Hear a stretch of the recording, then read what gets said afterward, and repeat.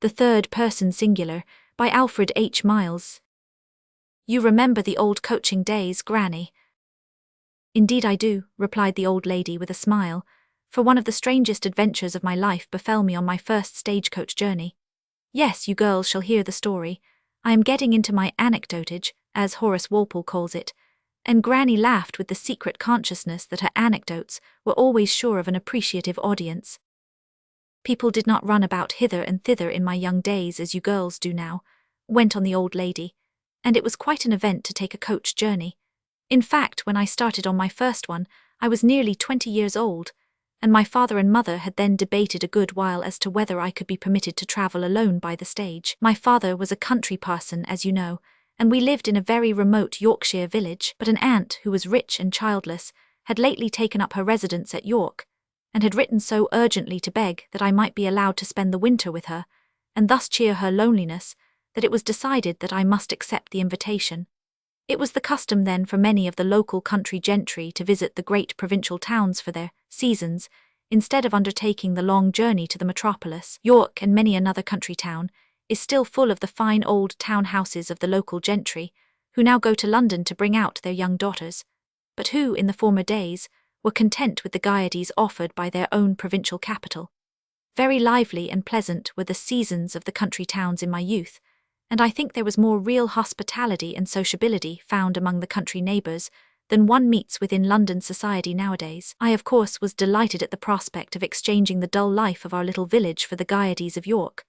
But when it actually came to saying goodbye to my parents, from whom I had never yet been separated, I was half inclined to wish that Aunt Maria's invitation had been refused. Farmer Gray, who was to drive me to the neighbouring town where I should join the coach, was very kind, and pretended not to see how I was crying under my veil. We lumbered along the narrow lanes, and at length reached the little market town, where I was deposited at the Blue Boar, to have some tea and await the arrival of the mail.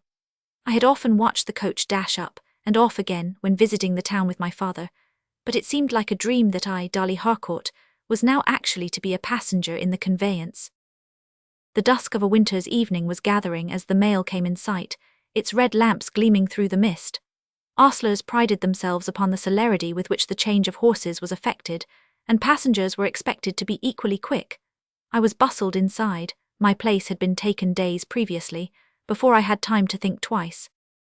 Fortunately, as I thought, remembering the long night journey which lay before me, I found the interior of the coach empty, several passengers having just alighted.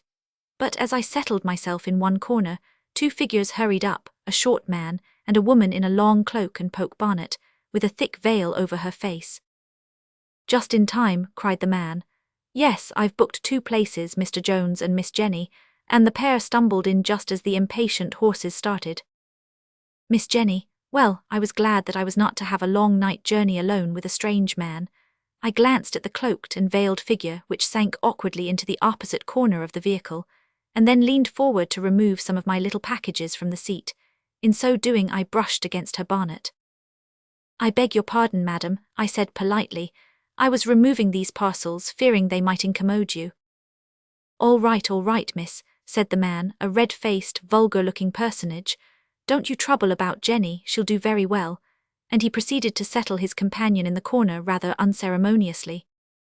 Is she his sister or his wife, I wonder, I thought.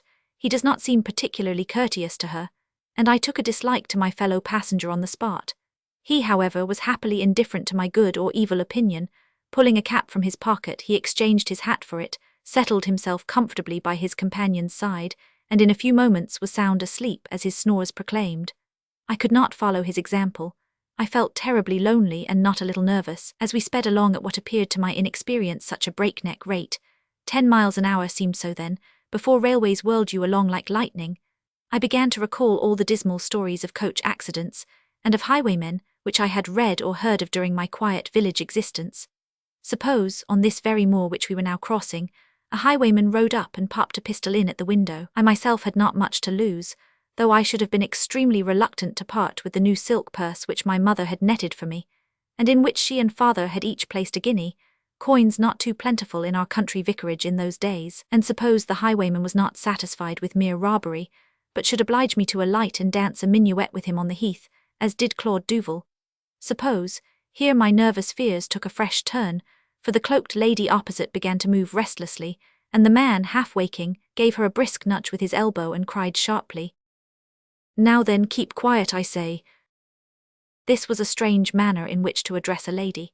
Could this man be sober, I thought, and a shiver ran through me at the idea of being doomed to spend so many hours in company with a possibly intoxicated and certainly surly man. How rudely he addressed his companion, how little he seemed to care for her comfort. As I looked more carefully at the pair, the rising moon now giving me sufficient light to do this, I noted that the man's hand was slipped under the woman's cloak, and that he was apparently holding her down in her seat by her wrist. A fresh terror now assailed me. Was I travelling with a lunatic and her keeper? I vainly tried to obtain a glimpse of the woman's countenance, so shrouded by her poke bonnet and thick veil. The man was speedily snoring again, and I sat with my eyes fixed on the cloaked figure, wondering, speculating. Poor thing, was she indeed a lunatic travelling in charge of this rough attendant? Pity filled my heart as I thought of this afflicted creature, possibly torn from home and friends and sent away with a surly guardian, who I now felt sure was not too sober. Was the woman old or young, of humble rank or a lady?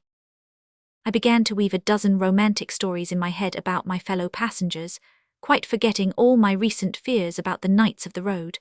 So sorry did I feel for the woman that I leant across and addressed some trivial, polite remark to her, but received no reply. I gently touched her cloak to draw her attention, but the lady's temper seemed as testy as that of her companion.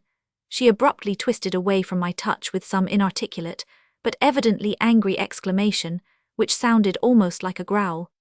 I shrank back abashed into my corner and attempted no more civilities. Would the coach never reach York and I be freed from the presence of these mysterious fellow passengers? I was but a timid little country lass, and this was my first flight from home. It was certainly not a pleasant idea to believe oneself shut up for several hours with a half-tipsy man and a lunatic, as I now firmly believed the woman to be. I sat very still, fearing to annoy her by any chance movement, but my addressing her had evidently disturbed her, for she began to move restlessly and to make a kind of muttering to herself. I gradually edged away towards the other end of the seat, so as to leave as much space between myself and the lady as possible, and in so doing let my shawl fall to the floor of the coach. I stooped to pick it up, and there beheld, protruding from my fellow passenger's cloak, her foot. Oh horrors, I saw no woman's dainty shoe, but a hairy paw with long nails. Was it cloven?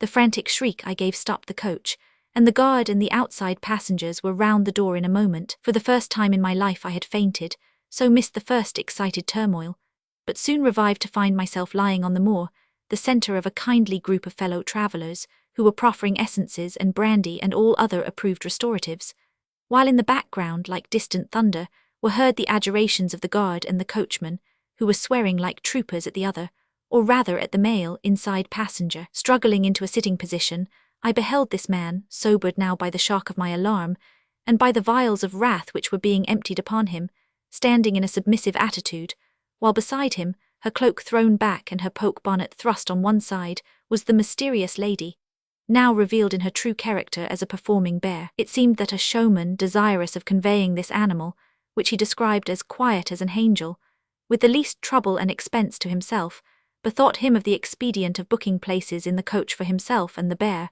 which bore the name of Miss Jenny, trusting to her wraps and to the darkness to disguise the creature sufficiently. I will not repeat the language of the guard and coachman on discovering the trick played, but after direful threats as to what the showman might expect, as the result of his device, matters were amicably arranged. The owner of the bear made most abject apologies all round, I fancy giving more than civil words to the coach officials. I interceded for him, and the mail set off at double speed to make up for lost time. Only, with my knowledge of Miss Jenny's real identity, I absolutely declined to occupy the interior of the coach again, despite the showman's assertions of his pet's harmlessness.